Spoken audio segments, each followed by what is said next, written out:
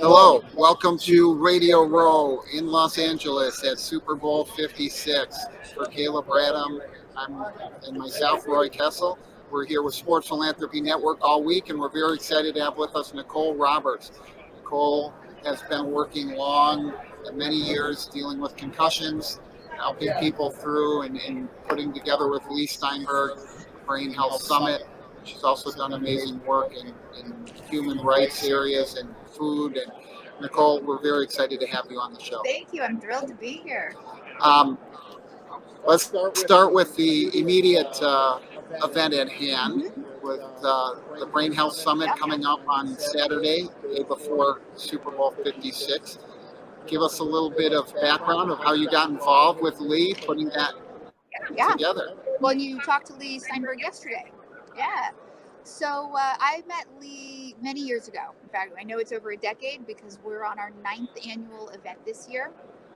And when I met Lee, we talked a lot about the brain. My background's in neuroscience, and I was actually shocked at how much he knew about the field of neuroscience and brain injury and concussion. And he said, I'd really love to reignite these sort of discussions I used to have. And he mentioned his Super Bowl party. And he said, wouldn't it be nice if we could get these things going again? And then just out of pure kindness and passion, he offered up an hour of his annual, Steinberg Super Bowl party to talk about anything we really wanted in the brain space. So we called it the Brain Health Summit. And that means every year we can morph the topics a little to the host city. This year, of course, we're going to lean into Hollywood and LA. And one of the things we're going to be discussing on stage with our panel, we've got a producer, her name's Kishori Rajan from Viva Mod, talking about the storytelling, the role that storytelling can play in how we talk about mental health, what we deem as acceptable, how we destigmatize things. And, of course, we'll mention Jerry Maguire, we'll mention the movie Concussion. I can tell you, having hosted these for 9 years now, the first few people were interested. But, when you approach a sport like football and you say, let's talk about brain injury, people just sort of scatter, right? They don't really want to talk about it. And then that movie came out, and that next Super Bowl, when I did Radio Row, same as always, the conversations were so much richer and deeper. And it was about, these are people. The whole person we have to take care of. We have to think about the long-term implications. What can we do better? And that, I think, is what's so important, is to really set those conversations up. If they don't happen, we won't do better, but we can. And it's in the best interest of everyone, the league, the players, the agents, the fans. And so Lee's given us that platform. And so Saturday at Sony Studios will be the 9th annual Brain Health Summit. This year's theme is how to build a resilient brain. And so in addition to the Hollywood angle, we have the coolest technologies. We actually have a lounge, an entire brain lounge. And UC Irvine is bringing 3 brains. So if you're at Sony on Saturday, you can actually play with brains. We've got all these cool technologies, virtual reality, HAPB, Here Now Health, A7FL. I mean, just incredible sponsors. And all the people in attendance, they can have good food, good drinks, and then interact with all this fun technology to improve their own mental health and wellness. So, Nicole, I got to ask you, you are one of the most fascinating people I know, okay? Because you're not just into brain health. You're into policy. You're into the exploitation of women and children and those at risk. You have your hands in a lot of pots, but you are truly committed to excellence in every one of your endeavors. So, first of all, thank you for creating hope and possibility, number one. But number two, I want to give you just a moment, if you don't mind, to sort of share with our audience where this passion started. Where did it come from? And why are you so committed to these causes? It's a good question. And thank you for the compliment. It actually feels like, when you do a lot, like it feels like you don't do anything excellent. You just sort of get things done. I've always wanted to help people. I think I knew at a very young age I would be a doctor of some kind. I didn't know what that would look like. My doctorate's in public health. And so I think that's part of it right there, is public health is so broad. That can be transportation, it can be food, it can be housing.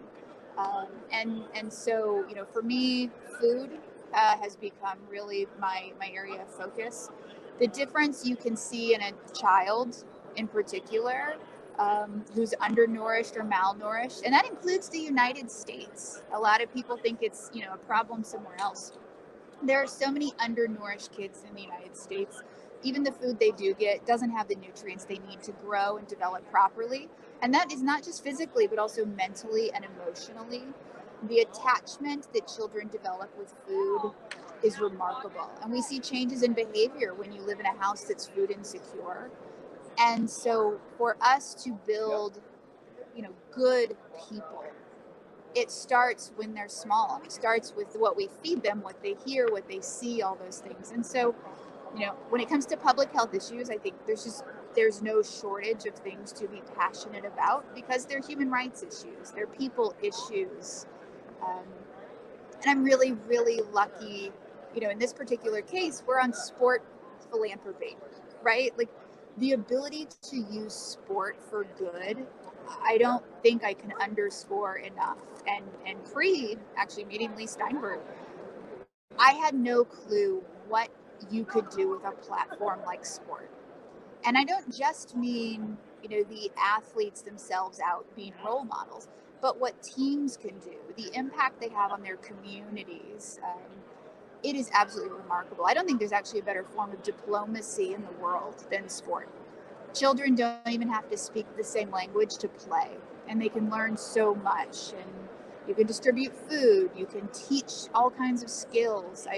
It's just incredible. So I've been really blessed to be given, the Super Bowl to talk about helping people. What is there not to be passionate about?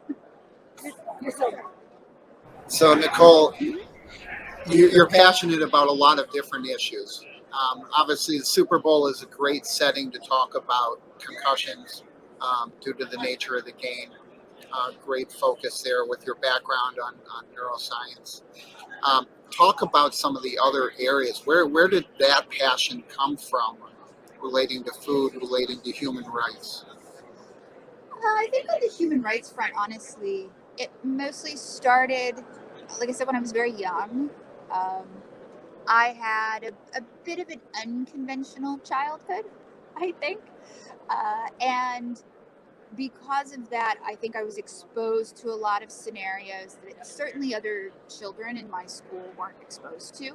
I was always a little bit different. And yet I had a family that was so fantastic. They always made sure we were, fed and loved, nourished in all the ways that a child should be. But I think I always had this awareness that there's so much more than, just sort of ticking off the boxes of what you're supposed to do.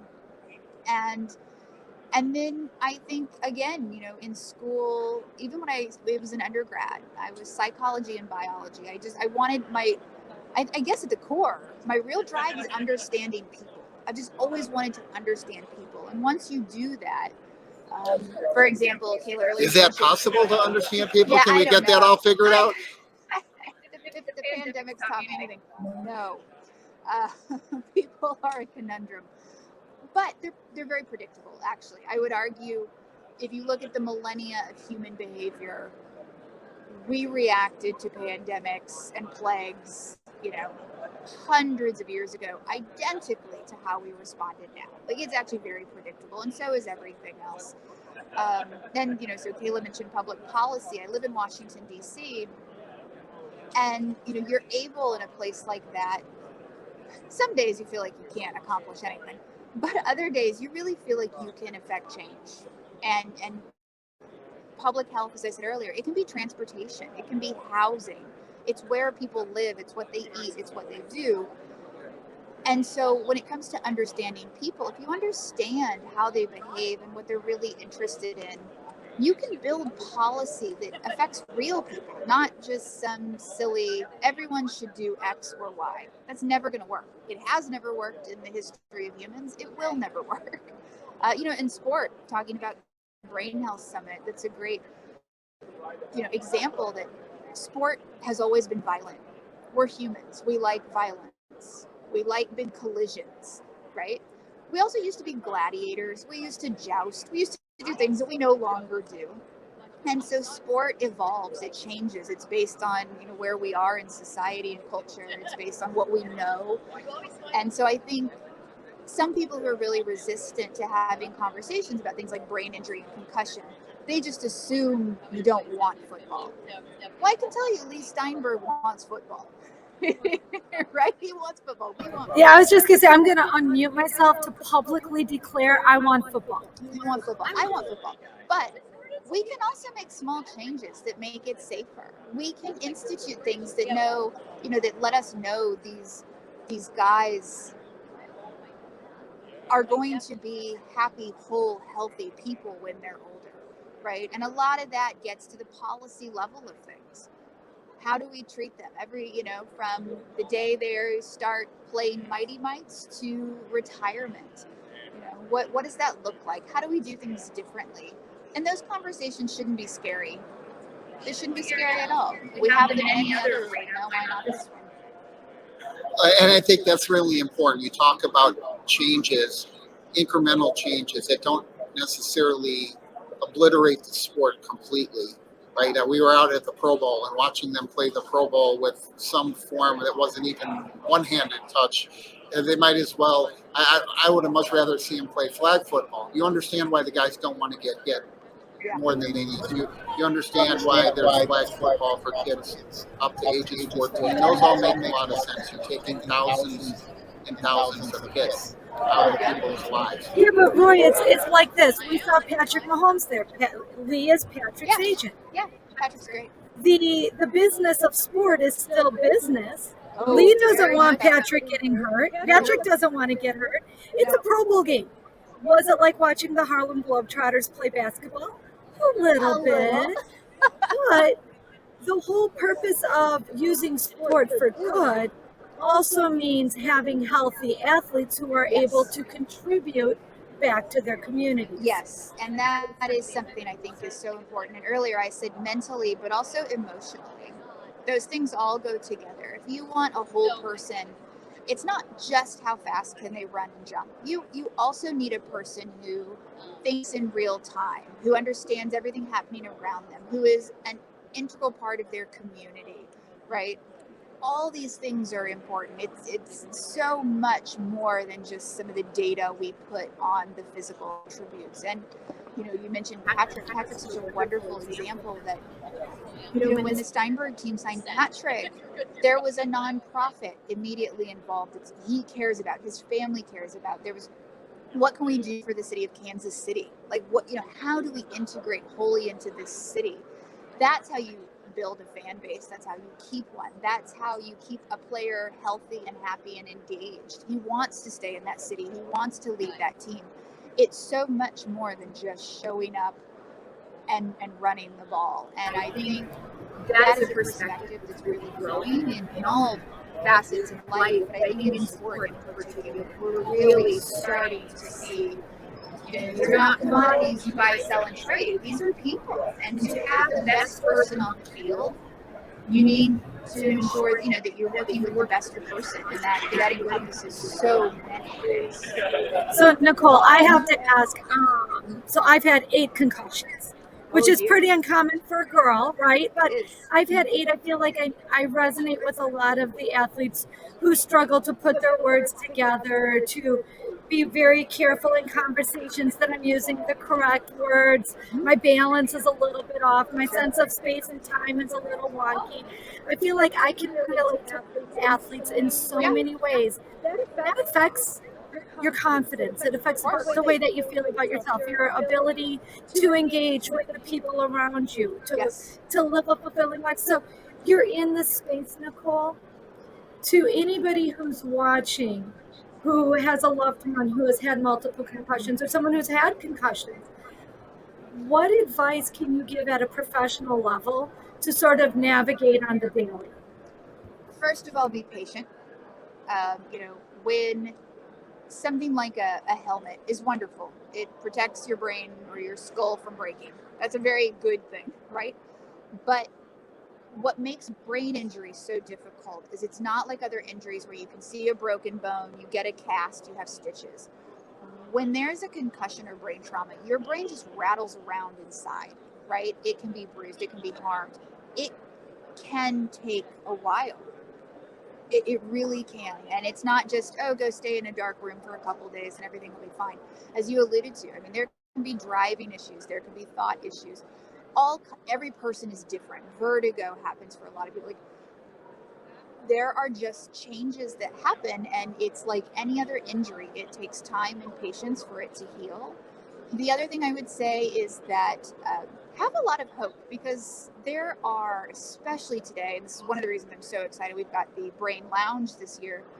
There are so many technologies and educated physicians and doctors and clinicians who are able to help in the process.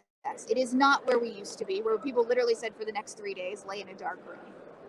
Those days are gone.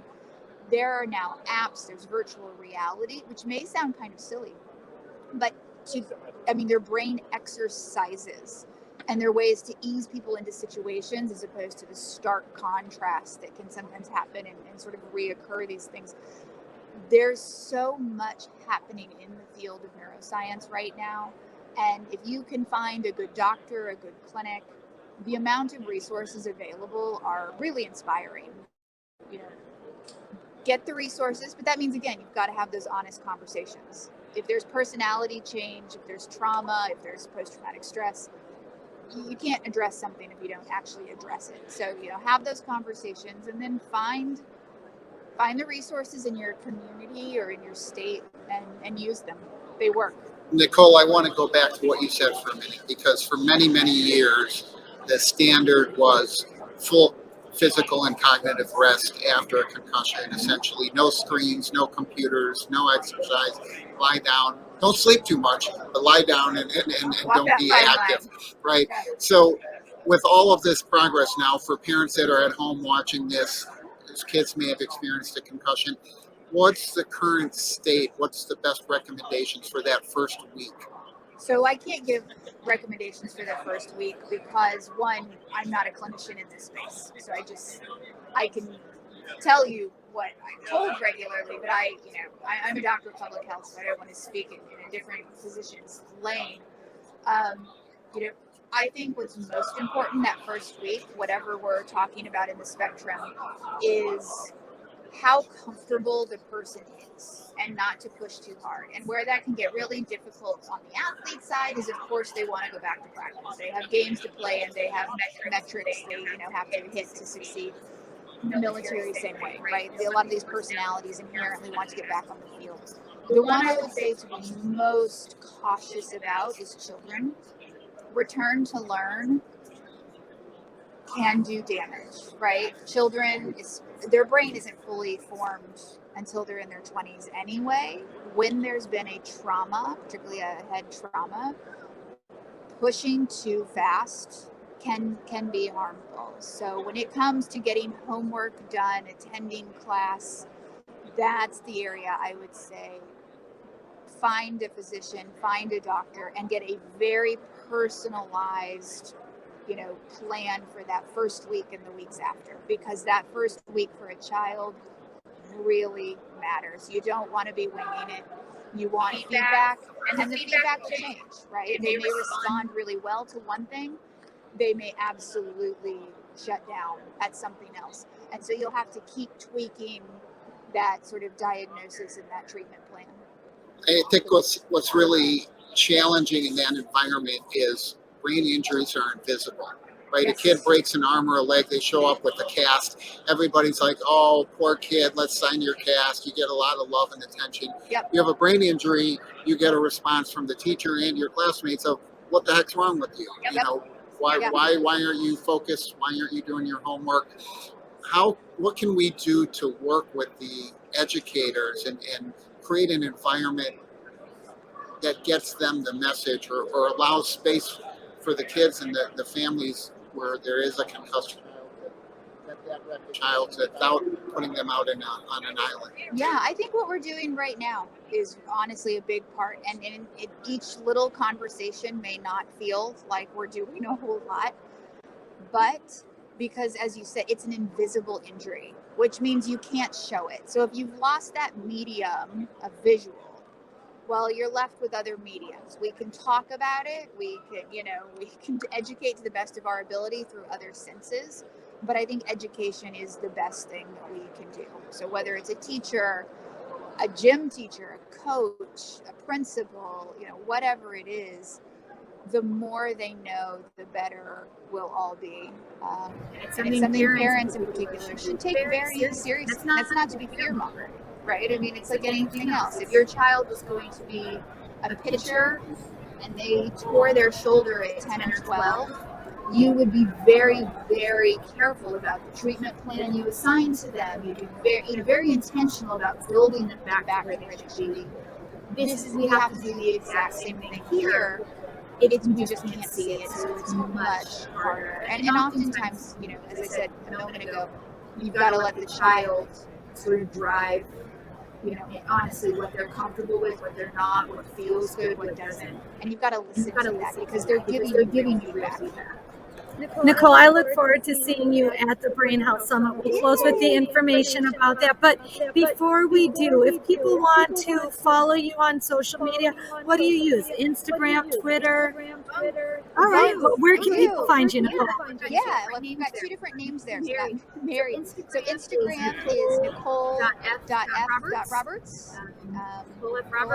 Instagram. And Twitter, it's my old name. It's NIC_Fisher.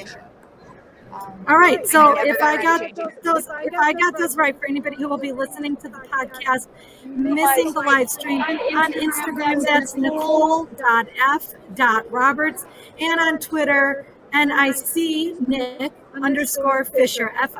FISHER. Nicole, if people want to attend the Brain Health Summit or learn more about that, where should they go? Well, if you want to attend, you'll have to reach out to me personally. We sold out last weekend, right? Happy dance. This is the first year, 9 in. There are so many people that want to talk about this that we sold out the Brain Summit at Sony Studios. But you can also watch a live stream. I have a podcast called the Global Good Podcast, and our YouTube channel will be doing a live stream of the panel. So people can log in at noon Pacific time on Saturday. And yeah, perfect. It's the Global Good Podcast. And there'll be a live feed there so people can subscribe and watch and submit questions. And I will do my best to check those questions while we're on stage so we can be answering them. And we've got a fantastic panel from retired players to neuroscientists and clinicians to, as I said, even a producer from Hollywood talking about how do we communicate these things and tell stories. Well, Nicole, thank you so much for joining us today. We need more people like you bringing that energy and passion not only to the concussion space, human rights area, food insecurity. You really set an incredible benchmark of leadership in this area. Thank you. Your passion comes through in all the work you do with Lee. As you said, Lee was one of the pioneers of getting his athletes involved in the community and foundations way before it was fashionable with the agent community. And so we thank you for sharing your story and sharing your passion with us today. Thank you. I couldn't have a better partner, and thank you guys for putting sport and philanthropy together. It's so necessary. Thank you, Nicole. My name is Kayla Bradham, here with Nicole Fisher and Roy Kessel, reminding you to live generously.